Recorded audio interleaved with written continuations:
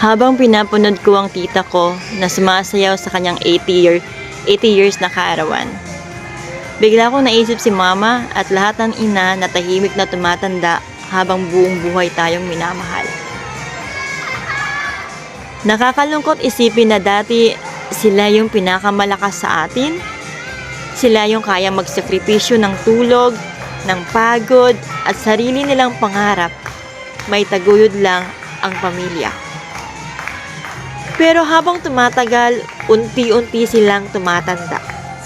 Humihina at mas nagiging sensitibo sa mga bagay-bagay.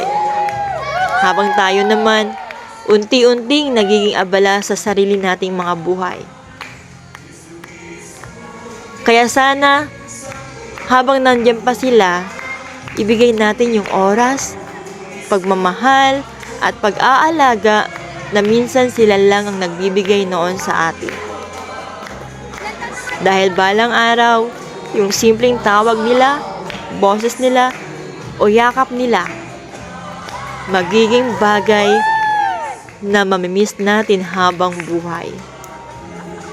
Sa lahat ng ina at tanging inang walang sawang nagmahal, nag-aruga, kayo ang tunay na ilaw ng tahanan. At walang anak ang kayang tumbasan ang pagmamahal na ibinigay ninyo. Kaya sa lahat ng mga anak, bigyan natin ng halaga ang ating mga magulang kahit wala tayong obligasyon sa kanila. Dahil deserve nila ang mahalin at alagaan.